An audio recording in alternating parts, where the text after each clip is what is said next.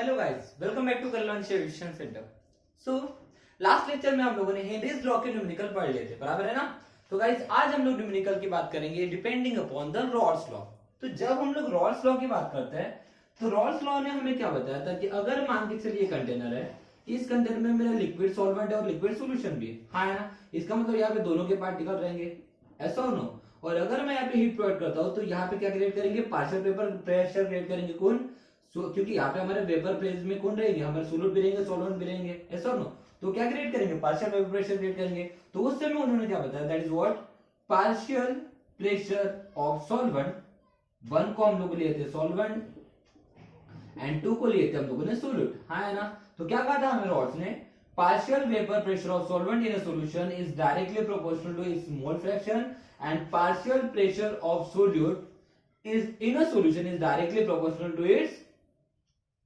solute mole fraction of solute। Okay, अब ये जो x1 और x2 होता है ना बेटा, यही हमारे कंपोजिशन होते हैं लिक्विड के, कंपोजिशन ऑफ लिक्विड। क्योंकि लिक्विड सॉल्यूशन जो बना है बेटा, ये जो हमारा लिक्विड सॉल्यूशन बना है, ये किससे बना है, ये हमारे मोल फ्रैक्शन ऑफ सोल्यूट और मोल फ्रैक्शन ऑफ क्या बना है, सॉल्यूट की वजह, sorry mole fraction of solvent and mole fraction of solute की वजह से बना है। इसका मतलब कंपोजिशन ऑफ लिक्विड की जब भी बात करेंगे, किसकी बात करेंगे बेटा, कंपोजिशन ऑफ लिक्विड की जिससे बात करेंगे तो हमेशा ध्यान में रखिए मोल फ्रैक्शन ऑफ सॉल्वेंट और मोल फ्रैक्शन ऑफ सोल्यूट की बात करेंगे। Is that clear. और इसी के बेस के ऊपर इसने हमें एक टोटल लास्ट फॉर्मूला बताया था, that is what, total pressure of solution, total pressure of solution is nothing but pure vapor pressure of solute minus pure vapor pressure of solvent into mole fraction of solute plus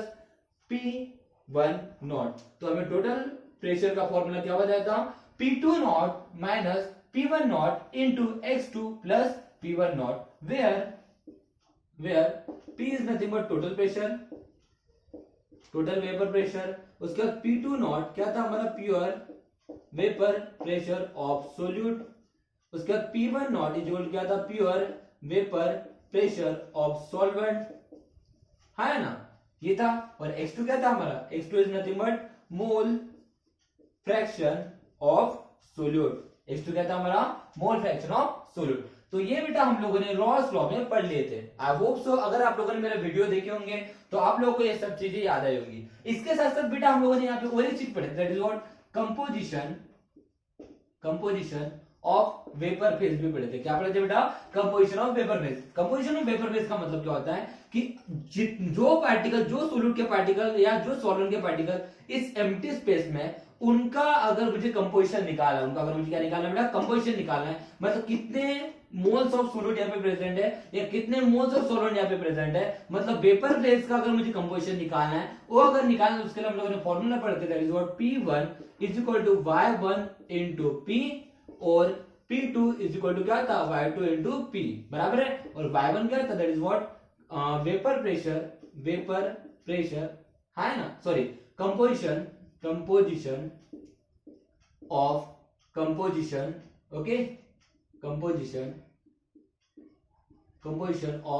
solvent in vapour phase and Y2 क्या था, composition of solute in vapour phase. ये बेटा हम लोगों ने theoretical lecture में बात कर लिए थे। अगर आप लोगों को इतनी चीजें याद होंगी बेटा, तो हम लोग जो न्यूमेरिकल सॉल्व करने वाले हैं वो न्यूमेरिकल आप लोग को बहुत ही आसानी से समझ जाएंगे। ओके, तो जल्दी से इसका स्क्रीनशॉट ले लीजिए, हम लोग न्यूमेरिकल के ऊपर आगे बढ़ेंगे। ओके, चलो ठीक है, ले लिए। अब क्वेश्चन देखिए, क्वेश्चन में क्या बोला गया है, the vapour pressure of pure liquid बोला है। प्योर लिक्विड मतलब क्या होता है, मतलब प्योर मतलब जब अभी तक के सॉल्यूशन बनाने के, ओके। तो vapour pressure of pure liquid कौन थे, A एंड B आर, मतलब हमें जब A और B नाम के दो हमारे लिक्विड्स हैं, उनके वेपर प्रेशर गिवन है, ओके। मतलब यहाँ पे एक सोल्यूट होगा और एक सॉल्वेंट होगा, हाँ है ना। तो चलो ले लेते हैं, मान के चलिए वेपर प्रेशर ऑफ A, लेकिन प्योर है इसलिए क्या लगाया बेटा, नॉट, कितना है बेटा, 450 mm Hg and vapour pressure of B liquid, लेकिन प्योर फॉर्म में इसलिए क्या लगाया, नॉट, कितना है बेटा, 700 mm Hg,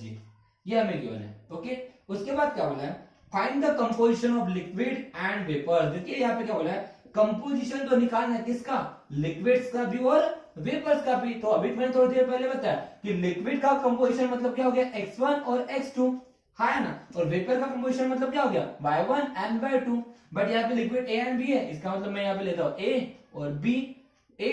एंड B, है ना। इसका मतलब मुझे composition of liquid and composition of अगर वेपर निकालना है, मतलब इनडायरेक्टली मुझे XA, XB, YA, YB निकालना है। ओके, लेकिन ये कब निकालना है, जब मुझे क्या बोला है, टोटल वेपर प्रेशर कितना गिवन है, टोटल वेपर प्रेशर मतलब क्या है गिवन, P कितना गिवन है, 600 mmHg। तो क्या दिक्कत क्या है, हमारे पास ये तीनों वैल्यू है, तो कंपोजिशन निकलना चालू हो जाएगा, बिकॉज रॉल्स लॉ का हमारा लास्ट फॉर्मूला हमें पता है, टोटल वेपर प्रेशर का क्या फॉर्मूला हमारा, that is P is equal to P2 naught minus P1 naught into x2 plus P1 naught, हाँ है ना। अब बात ऐसी कि यहाँ पे मैंने 1 और 2 की जगह क्या लिया बेटा, मैंने A और B लिया है ना, तो देयर क्या हो जाएगा, P is equal to, okay, तो मैंने क्या किया बेटा, A को मैंने लिया सॉल्वेंट और B को लिया मैंने सोल्यूट, तो देयर क्या हो जाएगा, 2 की जगह क्या आएगा B, मतलब क्या आ जाएगा P2 की जगह क्या आएगा B, PB naught minus PA naught into XB plus PA naught, हाँ है ना। बस put the value, P is equal to PB naught की वैल्यू कितनी है, दैट इज व्हाट 700। चलो P की वैल्यू भी गिवन है ना, कितनी है 600, ओके, इज इक्वल टू कितने 700 minus 450 into XB plus PA naught की वैल्यू कितनी है हमारे पास 450, ओके। अगर हम लोग इसको सॉल्व करेंगे, सॉल्व करने के लिए क्या करना पड़ेगा, 450 को पहले इधर लेके आना पड़ेगा, ऐसा नो, देयरफॉर क्या हो जाएगा 600 minus 450, okay, is equal to 700 minus 450 into XB, okay. तो मुझे बताइए 600 माइनस 450 कितना होगा 150, इज इक्वल टू 700 माइनस 450 कितना होगा 250 इंटू XB। अब यहाँ से XB निकाल सकता है, therefore XB is equal to कितना होता है 150 डिवाइडेड बाय 250, तो ये 0 0 गेट कैंसिल, 5 3 जा 5 5 जा, तो देयरफॉर क्या आएगा XB इज इक्वल टू 3/5, तो इसको अगर डिवाइड कर दो XB इज इक्वल टू कितना आएगा 0.6। तो वहां पे कंपोजिशन ऑफ लिक्विड B कितने है बेटा 0.6, लेकिन लिक्विड में बात कर रहे हैं, ओके। तो मुझे अगर XB मिल चुका है तो X से भी निकाल सकते हैं ना हम लोग, we know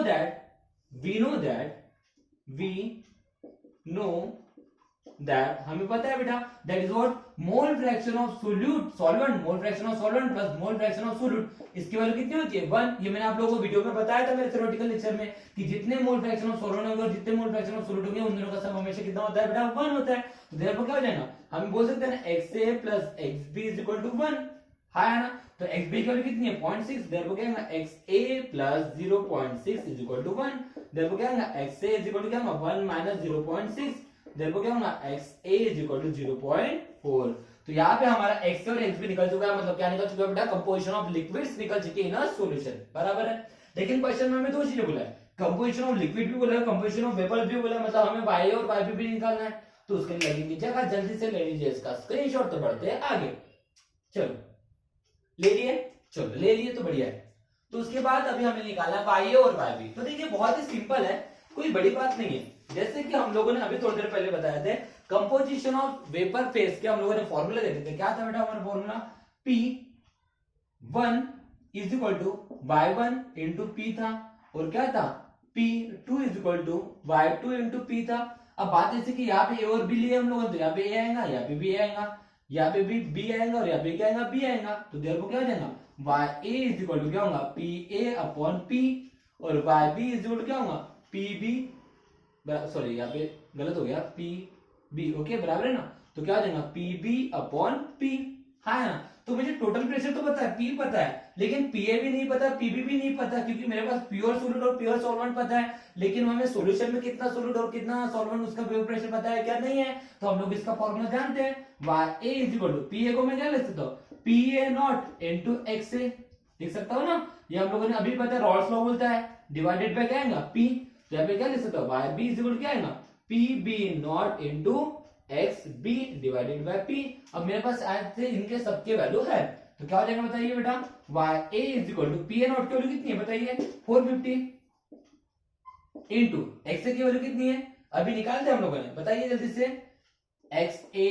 और XB इनकी वैल्यू हम लोगों ने निकाल के रखे थे, X और XB की वैल्यू कितनी थी बेटा हमारी, दैट इज एक्स ए की वैल्यू थी हमारी 0.4, 0.4, एक्स बी की वैल्यू कितनी थी 0.6। ओके, तो पुट द वैल्यूज, एक्स ए की वैल्यू कितनी 0.4, तो यहाँ पे लिख दूंगा 0.4 होल डिवाइडेड बाय क्या आएगा पी, पी की वैल्यू कितनी है, टोटल प्रेशर कितना है 600 है ना, और यहाँ पे क्या आएगा Y B is equal to कितना है, यहाँ पे बताइए पीबी नॉट की वैल्यू कितनी है 700 इनटू एक्स बी की वैल्यू कितनी है 0.6 whole divided by total pressure कितना है 600। ओके, तो अगर मैं इनको सॉल्व करता हूँ वाई ए की वैल्यू, तो इनको अगर मैं सॉल्व करता हूँ तो वाई ए की वैल्यू हमारी कितनी मिलेंगी बेटा, वाई ए की वैल्यू हमें मिलेंगी दैट इज व्हाट 0.3, वाई की वैल्यू कितनी मिलेंगी 0.3। तो अब इसकी वैल्यू कितनी आएगी, तो एक काम करते हैं ना, इसकी वैल्यू आप अगर कैलकुलेट करते हो ना वाई बी इक्वल टू आएगा 0.7, लेकिन अगर कोई भी एक वैल्यू निकाल लेते हो ना तो आपको दूसरे के लिए फॉर्मूला लगाने की जरूरत नहीं है, बिकॉज हम लोग उनके मोल फ्रैक्शन का सम हमें पता है कितना होता है 1, ऐसा नो टोटल कंपोजिशन हमेशा 1 आता है ना, तो एक काम कर सकते हैं ना, यहाँ पे हम लोग इसके जगह देखिए, इसको निकालने की जगह इसके लिए मैं और मेथड बता देता हूँ, दैट इज व्हाट हमें पता है वाई ए प्लस वाई बी इक्वल कितना होता है 1, तो वाई ए की वैल्यू कितनी है 0.3 प्लस वाई बी इक्वल कितना होगा 1, तो देयरफॉर क्या हो जाएगा वाई बी इक्वल क्या हो जाएगा 1 minus 0.3, therefore Y B equal कितना हो जाएगा 0.7, ऐसे भी आप निकाल सकते हो, जरूरी नहीं कि आपको दूसरा फॉर्मूला अप्लाई करना पड़ेगा करके। Is that clear guys? तो इस तरह से हम लोगों ने रॉल्स लॉ का एक न्यूमेरिकल सॉल्व कर लिए। ओके, और सिलेबस में हमारे पास एक ही न्यूमेरिकल थे, तो इसके बाद हम लोग डायरेक्टली नेक्स्ट टॉपिक के ऊपर जाएंगे, तो जल्दी से इसका स्क्रीनशॉट ले लीजिए, हम लोग नेक्स्ट टॉपिक के ऊपर लड़ते हैं। ओके, चलो लिए, चलो ठीक है गाइस। So next topic है हमारा that is numerical based on RLBP। RLBP का मतलब क्या होता है, relative lowering of vapour pressure. क्या होता है बेटा, मतलब RLBP, RLBP का मतलब क्या होता है, that is what relative loading of vapor pressure। okay, numericals based on RLBP।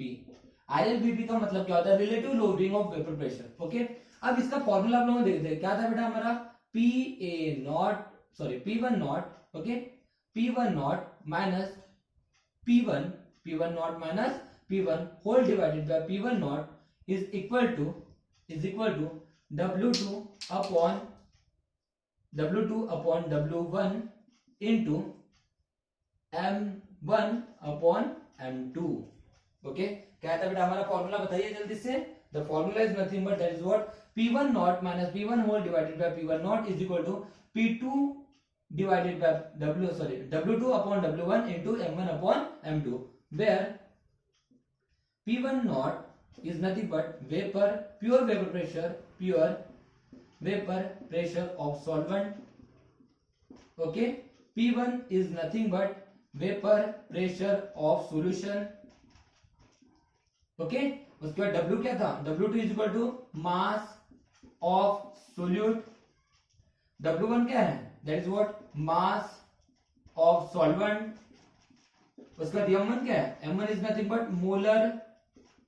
Short में लिख देता हूं, molar mass of solvent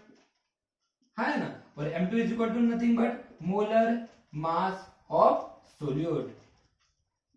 okay, और ये बेटा हम लोगों ने हमारे लास्ट वीडियो तक के मतलब थियोरेटिकल लेक्चर में हम लोग इसके बारे में ऑलरेडी बात कर चुके हैं, तो जल्दी से इसका स्क्रीनशॉट ले लीजिए, हम लोग न्यूमेरिकल के ऊपर बढ़ते हैं। ओके, फॉर्मूलेज में इसके पहले पढ़ा चुका हूं, ओके, कोई बड़ी बात नहीं है फॉर्मूलेज के, जल्दी से स्क्रीनशॉट ले लीजिए, ठीक है। चलो तो बढ़ते हैं न्यूमेरिकल के ऊपर। Okay, so let's take a first numerical.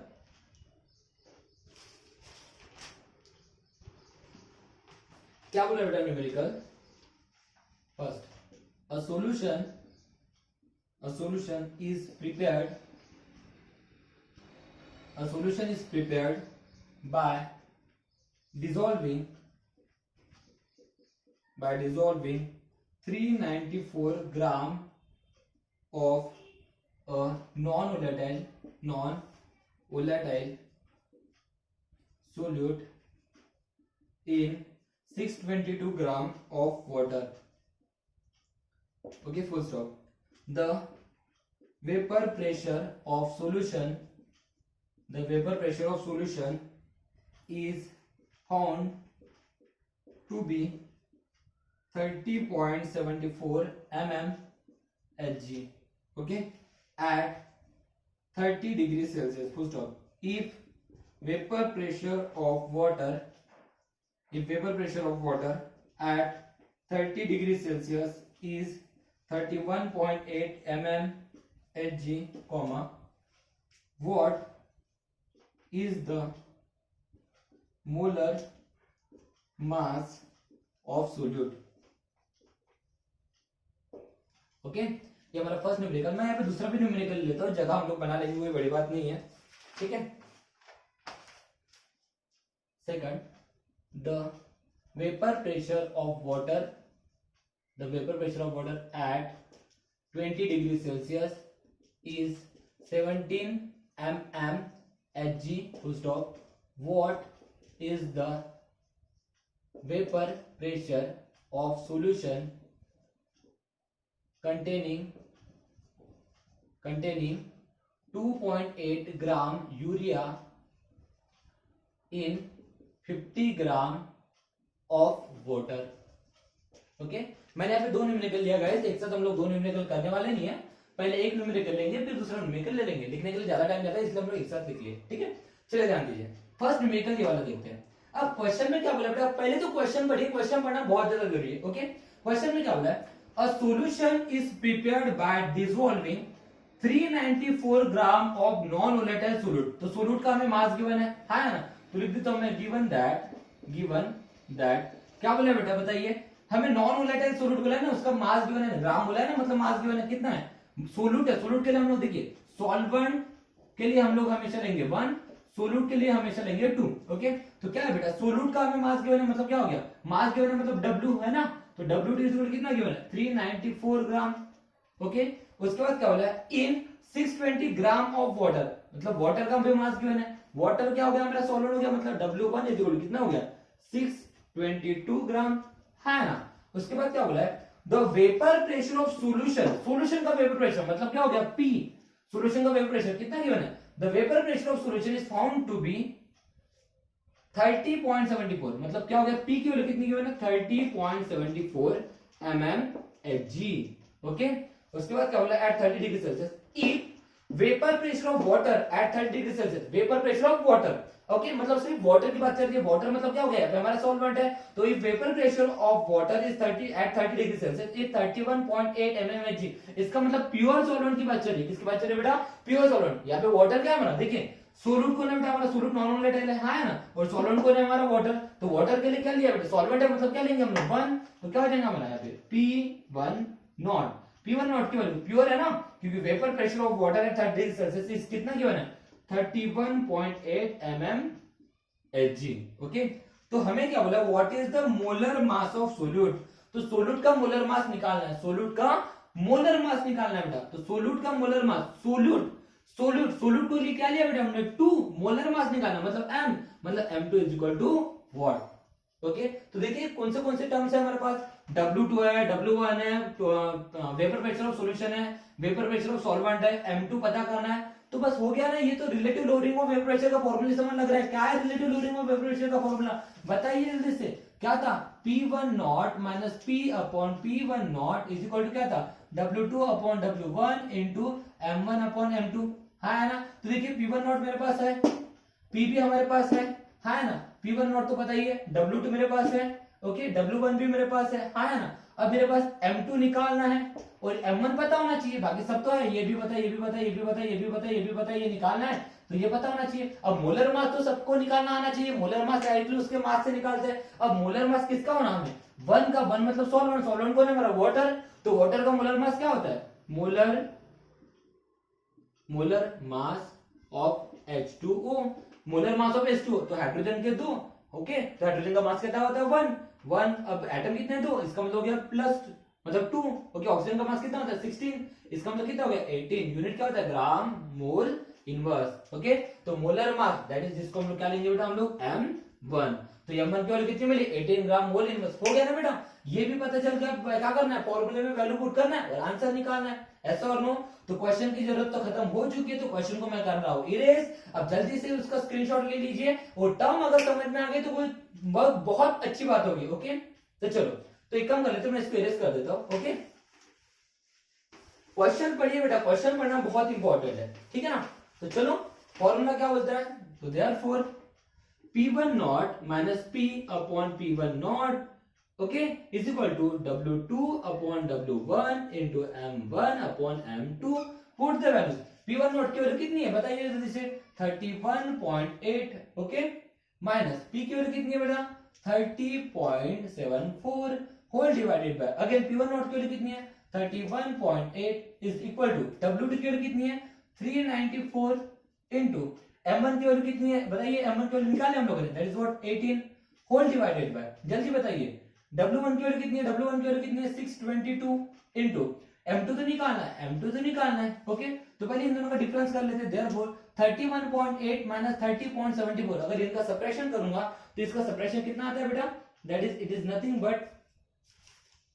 कितना आता है जल्दी बताइए करिए इसका सब्ट्रैक्शन करिए इट इज नथिंग बट 1.06 कितना आता है 1.06 तो divided by 31.8 okay is equal to 394 into 18 whole divided by 622 into M2 okay ये M2 निकालना है M2 इधर लेके जाओ बाकी सबको इधर शिफ्ट करो तो देयरफॉर M2 आया इधर ये डिवाइड में था इधर मल्टीप्लिकेशन में जाएगा M2 इज इक्वल टू क्या आएगा 394 into 18 into ये इधर देगा डिवाइड वाली वैल्यू इधर मल्टीप्लिकेशन में जाएंगे 31.8 होल डिवाइडेड बाय यहाँ पे क्या है 622 into 1.06 बेटा आप इस कैलकुलेशन को लॉग बुक से ही सॉल्व करोगे ये सबसे इंपॉर्टेंट चीज है आप सबको घर में टास्क करना है इस न्यूमेरिकल को आपको लॉग बुक से ही सॉल्व करना है इस कैलकुलेशन को आपको लॉग बुक से सॉल्व करना है तो लॉग कैलकुलेशन कैसे करना है क्लास में पढ़ाया हो ओके तो therefore M2 is equal to अगर आप इसको कैलकुलेट करते हो तो इसकी वैल्यू आती है दैट इज व्हाट 342 कितनी आती है बेटा 342.05 यूनिट क्या है मोलर मास इसका मतलब यूनिट क्या है ग्राम मोल इनवर्स था बेटा बहुत ही सिंपल सा क्वेश्चन बहुत ही सिंपल था क्वेश्चन में कुछ नहीं था हमें दोनों के मास गिवन थे उसके बाद वेपर प्रेशर ऑफ सॉल्यूशन पता था वेपर प्रेशर ऑफ सॉल्वेंट पता था मोलर मास ऑफ सोल्यूट निकालना था तो मोलर मास ऑफ सॉल्वेंट निकालना कोई बड़ी बात नहीं थी फॉर्मूले में वैल्यू पुट किए एंड गेट द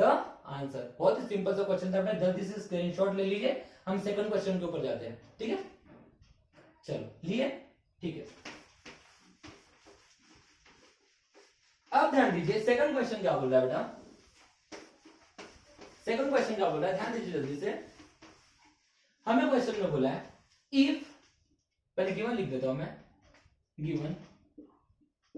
क्या बोला है if vapour pressure of water का वेपर प्रेशर बोला है ओके मतलब क्या हो गया P1 वाटर मतलब यहाँ पे सॉल्वेंट होगा ना नॉर्मली यहाँ पे सॉल्वेंट वगैरह वाटर वगैरह सॉल्वेंट ही होते हैं ओके सॉल्वेंट मतलब वाटर बेंजीन वगैरह ये सॉल्वेंट ही होते हैं नॉर्मली याद रखिए if the vapour pressure of water मतलब P1 नॉट कितना है बेटा इज 17 mm Hg कितना है बेटा 17 mm Hg what is the vapour pressure of solution का वेपर प्रेशर निकालना मतलब निकालना P की वैल्यू निकालना है ओके उसके बाद क्या बोला of solution containing 2.8 gram of urea का मास गिवन है और 50 ग्राम ऑफ वाटर देखिए यहां से समझ में आता है 50 ग्राम वाटर है इसका मतलब ये हमारा सॉल्वेंट हो गया हाँ है ना इसका मतलब यहाँ पे ग्राम है मतलब मास गिवन है मतलब क्या है यूरिया ये हमारा सोल्यूट हो गया इसका मतलब यहाँ पे W2 लेता हूं W2 कितना है 2.8 ग्राम और यहाँ पे W1 इक्वल टू कितना है वाटर हमारा सॉल्वेंट हो गया मतलब कितना हो गया 50 ग्राम ओके देखिए P1 नॉट पता है P निकालना है W2 पता है W1 पता है हाँ ना तो बेटा अगर हम लोग relative lowering of vapour pressure के फॉर्मूले की बात करते हैं तो क्या होता है P1 naught minus P upon P1 naught okay is equal to क्या होता है W2 upon W1 into M1 upon M2 है ना तो देखिए मुझे ये पता है ये निकालना है ये भी पता है लेकिन ये पता है क्या दोनों नहीं तो सबसे पहले हम लोग को मोलर मास निकालना पड़ेगा किसका यूरिया का और वाटर का और ये आपको याद ही रखना है okay that is molar mass of urea क्या है बेटा हमारा सोल्यूट है इसका मतलब क्या है मोलर मास है मतलब M2 यूरिया सोल्यूट लिया ना तो यूरिया का फॉर्मूला क्या होता है NH2CO NH2 ओके इसका अगर आप मोलर मास निकालोगे तो आता है 60 ग्राम मोल इनवर्स ओके याद रखिए याद कर लीजिए या फिर आप कैलकुलेट कर सकते हो कैलकुलेट भी करोगे तो वैल्यू होती आएगी ओके उसके बाद क्या है मोलर मास ऑफ वाटर हमारा सॉल्वेंट है ना तो उसके लिए M1 कितना हो जाएगा वाटर का मोलर मास अभी भी बताया था हमेशा याद रखिए कितना होता है 18 ग्राम मोल इनवर्स हो गया ना बेटा सभी तो वैल्यू है P1 नॉट पता है ओके P निकालना है W2 पता है W1 पता है M1 भी पता है M2 भी पता है बस put the value and get the answer ऐसा और नो तो आप सबका काम यही है बेटा कि कमेंट बॉक्स में यहाँ पे वैल्यू पुट करके आपको आंसर निकालना है। मैं वैसे सिंप्लीफिकेशन कर देता थोड़ा सा, यहाँ पे क्या हो जाएगा, P1 नॉट की वैल्यू कितनी है बताइए जल्दी से, P1 नॉट की वैल्यू कितनी है 17 माइनस P तो निकालना है upon 17 is equal to W2 की वैल्यू कितनी है बताइए, W2 की वैल्यू कितनी है 2.8 ओके इनटू M1 की वैल्यू कितनी है, M1 की वैल्यू बताइए जल्दी से कितनी है 18 होल डिवाइडेड बाय बताइए W1 की वैल्यू कितनी है, W1 कितनी है 50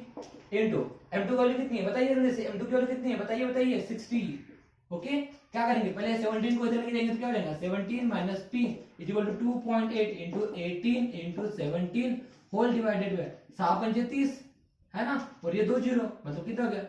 3000 ऐसा और नो, तो क्या हो जाएगा 17 माइनस P। अगर आप इसको लॉग बुक से सॉल्व करते हो, इसको लॉग बुक से ही सॉल्व करना है ओके, आप अगर इसको लॉग बुक से सॉल्व करते हो तो इसकी वैल्यू आती है that is what, it's value is nothing but 0.2856 कितनी आती है 0.2856 ओके। तो देयरफॉर अब मुझे ये p निकालना है, तो माइनस वैल्यू इधर जाएंगे तो क्या हो जाएंगे पॉजिटिव, और ये वैल्यू इधर आ जाएंगे देयरफॉर क्या हो जाएगा p is equal to 17 minus 0.2856 okay. Therefore p is nothing but, इसका आंसर आपको खुद को निकालना है। अब सर बचा क्या है, आपने तो सब कुछ कैलकुलेट करके दे दिए हो, तो चलो ठीक है मैं भी लिख देता हूं। इसकी वैल्यू होती है 16.71 ओके। कोई दिक्कत है बेटा, अब प्रेशर है तो ये क्या है यूनिट mmHg। तो इस तरह से न्यूमेरिकल था बेटा, बहुत ही सिंपल सा न्यूमेरिकल था ओके। चलिए जल्दी से इसका स्क्रीनशॉट ले लीजिए, एक न्यूमेरिकल बचा है वो मैं लिख देता हूं और वो आपको होमवर्क दे दूंगा, और आपको करना है। देखिए बेटा आपको कमेंट बॉक्स में इनके आंसर्स हमेशा भेजना है। अगर आप लोगों का रिस्पांस अच्छा नहीं रहेगा, अगर आप लोग ये कमेंट बॉक्स में इनके आंसर नहीं दोगे, तो मैं हो सकता है इतने डेडिकेटली जो आप लोगों के लिए मेहनत कर रहा हूं, हम ये जितना भी कर रहे हैं ना बेटा, ये आप लोगों के लिए करते हैं, हमारे लिए कुछ भी नहीं है। हम घर में रह के भी आप लोगों के लिए एजुकेशन प्रोवाइड कर रहे हैं, ये आपके फ्यूचर के लिए बेटा। तो अगर आप लोग अपने फ्यूचर के रिगार्डिंग सीरियस हो, तो आपको जो टास्क बताया जा रहा है वो आपको करना ही है। इट्स योर ड्यूटी बेटा, इट्स योर रिस्पॉन्सिबिलिटी। हम हमारी रिस्पॉन्सिबिलिटी कर रहे हैं बेटा, निभा रहे हैं, तो आपको अपनी रिस्पॉन्सिबिलिटी निभाना ही पड़ेगा। चलिए जल्दी से इसका स्क्रीनशॉट ले लीजिए, मैं एक न्यूमेरिकल आपको होमवर्क दे देता हूं, ठीक है कीजिए, ठीक है। So